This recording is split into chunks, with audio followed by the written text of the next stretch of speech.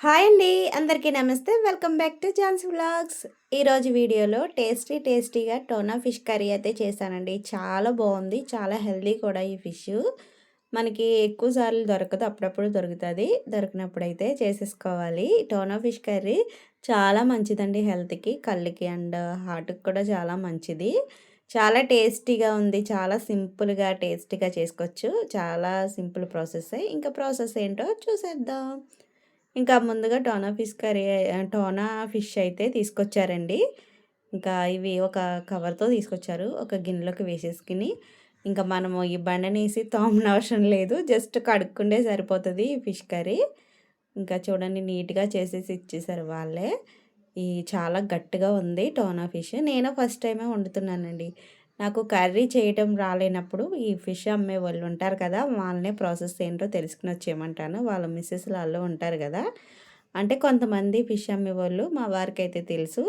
ఇంకా ప్రాసెస్ ఏంటో వాళ్ళకి డైరెక్ట్‌గా ఫోన్ చేసి ప్రాసెస్ ఏంటో తెలుసుకొని అప్పుడు నేను కర్రీ అయితే చేసేస్తాను. వాళ్ళు బాగా కర్రీ చేసుకుంటారు మరకాళ్ళు. ఇంకా ఏ రకం ఫిష్ అయినా ఎలా వండాలో ఆళ్ళకి బాగా తెలుస్తదని నేను వాళ్ళనే అడుగుతాను. అంటే కొంత ప్రాసెస్ అయితే చెప్పారు. కానీ మాది నేను మంచిగా చేశాననమాట. వాళ్ళు చెప్పిన ప్రాసెస్‌లోనే చేశాను. కొంచెం చేంజ్ చేశాను కొన్ని. ఇంకా ఫిష్ అయితే కడిగేసుకున్నాను. ఇంకా 2 సార్లు కడుక్కోవాలి. తోమనవసరం లేదు. నీట్‌గా 2 సార్లు ఎక్కువ వాటర్ వేసి కడిగేసుకుంటే సరిపోతది. ఇంకా ఈ ఫిషెస్‌కైతే కోటింగ్ అయితే వేసేద్దాం. దీంట్లో సాల్టు అలాగే ముందుగా ఆయిల్ అయితే వేసుకోవాలి. తర్వాత సాల్టు, కొంచెం పసుపు, అలాగే కారం, ఒక టీ స్పూన్ కారం వేసేసుకొని మొత్తం ఈ చేప ముక్కలకన్నీ ఉప్పు, కారాలు పట్టేటట్టు బాగా అద్దించాలి. ఆయిల్ ఎక్కువ వేసుకుంటే ఈ ఉప్పు కారాలు బాగా మంచిగా పడతాయి. చూడండి ఇలాగ ఫిషెస్‌కన్నీ ఉప్పు, కారం అన్నీ అద్దించేసి ఒక ప్లేట్‌లోకి అయితే పెట్టేసుకున్నాను అన్నీని. మా వారైతే మార్కెట్‌లో వీడియో తీసుకొచ్చారు. పెద్ద చేపంట, చాలా పెద్ద చేప అని నా కోసం వీడియో తీసుకొచ్చారండి గుర్తుపెట్టుకుని మరీని. చూడండి ఆల్రెడీ 2 చేపలంట. ఓ చేప అయితే కట్ చేసేసారు. ఇంకో చేప అయితే వీడియో తీసుకొచ్చారనమాట. చాలా పెద్ద చేప. ఇంకా బాగా మంచిగా కట్ చేశారు. ఇంకా మన ప్రాసెస్ మొదలుపెట్టేద్దాము. ఆహ్, ఫిషెస్ అయితే ఫిషెస్ అయితే ఉప్పు, కారాలు ఇవన్నీ ప్లేట్‌లో పెట్టుకున్నాం కదా! ఇంకా కర్రీ అయితే చేసేద్దాము. కర్రీ కోసమైతే ఆనియన్స్, టమాటాలు, పచ్చిమిర్చి ఇవన్నీ రెడీ పెట్టుకున్నాను. చిన్నవని కొన్ని ఎక్కువ తీసుకున్నాను. పెద్దవైతే ఒక 4 అయితే సరిపోతది. ఇంకా ఆనియన్స్ అయితే చాపర్‌లో అయితే కట్ చేసేసుకోవాలి. సన్నగా తరుక్కోవాలి. అందుకు చాపర్‌లో అయితే వేసేసుకున్నాను. ఆనియన్స్ చాపర్‌లో వేస్తే త్వరగా అయిపోతది. చూడండి ఇలా సన్నగా అవుతది. ఆనియన్స్ అన్నీని. ఇంకా ఆనియన్స్ అన్నీ చాపర్‌లో వేసేసుకొని కట్ చేసేసుకున్నాను. ఇంకా ఒక కప్పు ఆనియన్స్ అయితే అవ్వాయి. ఇంకా 2 మీడియం సైజ్ టమాటాలు కూడా ప్యూరీ కింద చేసి పెట్టుకున్నాను. కొంచెం కారం ఏస్తే కలర్ అయితే మంచిగా కనిపిస్తది. కొంచెం కారం వేసి మిక్సీ పట్టాను టమాటాల్లో. అందుకే కలర్‌ఫుల్‌గా ఉంది. ఇంకా చింతపండు కూడా ఒక పెద్ద నిమ్మకాయ సైజ్ అంత చింతపండు తీసుకోండి. ఒక్కొక్క చింతపండు పులుపు ఎక్కువ ఉంటది. ఒక్కొక్క చింతపండు పులుపు తక్కువ ఉంటది. దాన్ని బట్టి తీసుకోవాలి. ఈ చింతపండు అయితే బాగా పుల్లగానే ఉంది. అందుకే కొంచెం తగ్గించి తీసుకున్నాను నేను. ఇంకా వాటర్ వేసుకొని కొంచెం ఉప్పు కూడా వేసుకుంటే త్వరగా నానిపోతది. చింతపండు త్వరగా నానుతది. ఇంకా కర్రీ కోసమైతే ఇంకా స్టవ్ ఆన్ చేసుకొని దాకైతే పెట్టుకున్నాను. ఈరోజు దాకలో అయితే చేస్తున్నాను. ఆయిల్ అయితే 5 టేబుల్ స్పూన్ ఆయిల్ అయితే వేసుకున్నానండి. చేపల కూరలోకి ఆయిల్ ఎక్కువగానే పడతది. హాఫ్ టీ స్పూను మెంతులైతే వేయించుకున్నాను. మెంతులు బాగా ఫ్రై అవ్వాలి. కలర్ చేంజ్ అయ్యేంత వరకు. తర్వాత ఒక టీ స్పూను ఆవాలు కూడా వేసేసాను. అవి చిటపటలాడిన తర్వాత ఒక వెల్లుల్లి, మొత్తం వెల్లుల్లి అయితే నేను సన్నగా కట్ చేసుకున్నాను. ఒక వెల్లుల్లి 2 బద్దల కింద చేసుకున్నాననమాట. ఇంకా వెల్లుల్లి అయితే కొంచెం ఎక్కువనే వేసుకుంటున్నాను. ఒక ఫుల్ వెల్లుల్లి అయితే తీసేసుకున్నాను. ఇంకా వెల్లుల్లి కూడా ఆయిల్‌లో అయితే ఫ్రై చేసుకోవాలి. ఆ వెల్లుల్లి అయితే కలర్ చేంజ్ అయ్యేంత వరకు, గోల్డెన్ కలర్ చేంజ్ అయ్యేంత వరకు ఫ్రై చేసుకోవాలి. చూడండి వెల్లుల్లి అయితే ఇంక గోల్డెన్ కలర్‌లోకి వచ్చేసాయి. ఇంకా ఓ టీ స్పూన్ ఫుల్‌గా అల్లం వెల్లుల్లి పేస్టు. ఇది కూడా పచ్చివాసన పోయేంత వరకు ఆయిల్‌లో అయితే ఫ్రై చేసుకోవాలి.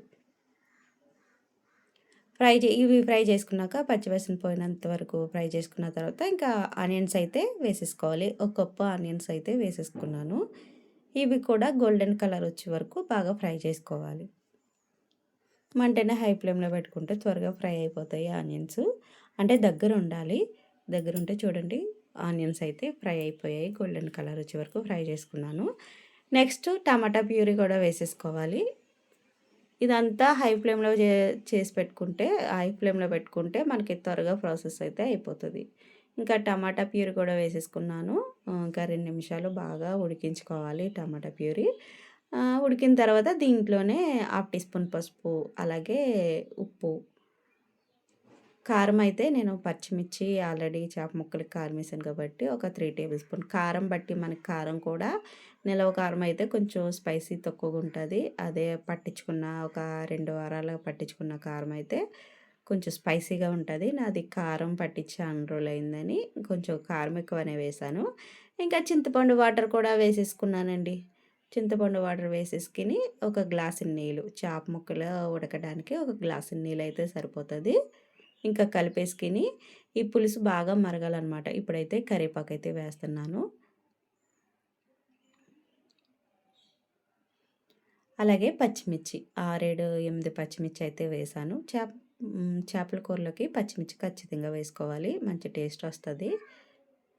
పచ్చిమిర్చి కూడా ఎక్కువ వేశాను. బాగా పులుసైతే బాగా మరగాలన్నమాట. చూడండి కలర్‌ఫుల్‌గా చాలా బావుంది. హై ఫ్లేమ్‌లో పెట్టుకుంటే మంచిగా త్వరగా మరిగిపోతది. కర్రీ కూడా త్వరగా అయిపోతది. ఇప్పుడైతే కొంచెం చప్పగా ఉందని పులుసు అయితే మనకి ముందే స్మెల్‌లో తెలిసిపోతది. కొంతమందికి తెలుస్తదో లేదో తెలీదు గానీ, నాకు వాసన బట్టి నేను కొంచెం చప్పగా ఉందనుకున్నాను. ఇంకా కొంచెం ఉప్పేసేసి చేప ముక్కలైతే వేసేసుకుంటున్నాను. ఇంకా చేప ముక్కలన్నీ వేసేసిన తర్వాత గరిటెతో ఒకసారి కలుపుకోవాలి. ఏమి విడిపోవండి. చేప ముక్క అయితే గట్టిగానే ఉంటది. ఇంకా ఉడకలేదు కాబట్టి ఇది ఆల్రెడీ గట్టిగానే ఉంది. ఇంకా మొత్తం ఒకసారి మిక్స్ చేసేసుకొని మూత పెట్టుకొని ఉడికించేసుకోవాలి. ఒక 10 నిమిషాలు హై ఫ్లేమ్‌లో పెట్టుకొని ఉడికించుకోవాలి. తర్వాత మూత తీసి ఒకసారి కలిపేసుకొని తర్వాత మూత పెట్టుకొని 10 నిమిషాలు 15 నిమిషాలు ఉడికించుకుంటే కర్రీ అయితే బాగా ఎగిరిపోవాలండి. అంటే మరీ మొత్తం ఎగిరిపోకుండా జస్ట్ మనకి గ్రేవీగా థిక్ గ్రేవీలా ఉండాలనమాట కర్రీ అయితే అప్పుడే బావుంటది. ఇంకా లాస్ట్‌లో అయితే కొత్తిమీర అయితే వేసేసాను. ఇంకా కర్రీ అయితే ఉడికిపోయింది. 15 నిమిషాల తర్వాత మూత తీసుకొని చూస్తే కర్రీ అయితే ఉడికిపోయింది. చూడండి చేప మంచిగా ఉడికింది. చూడండి చేప బాగా అలాగా గ్రేవీ అనేది బాగా తిక్కగా ఉండాలనమాట. ఇంకా స్టవ్ అయితే ఆఫ్ చేశాను. ఇంకా చల్లారిన తర్వాత ప్లేట్‌లోకి సర్వ్ చేసుకోవటమే. చాలా టేస్టీగా ఉందండి. గ్రేవీ మాత్రం ఇంకో ఇలాగ థిక్ గ్రేవీలా ఉండాలి. అప్పుడే ముక్క టేస్టీగా ఉంటది. కర్రీ కూడా చాలా బావుంటది. చాలా సింపుల్ ప్రాసెసేనండి. చాలా టేస్టీగా ఉంటది. ఎవరైనా ఫస్ట్ టైం మా వీడియో చూసినట్లయితే లైక్ చేయండి, షేర్ చేయండి, సబ్స్క్రైబ్ చేసుకోండి. మరిన్ని వీడియోస్ కోసం నా ఛానల్ ఫాలో అవ్వండి. టేస్ట్ అయితే అదిరిపోయింది.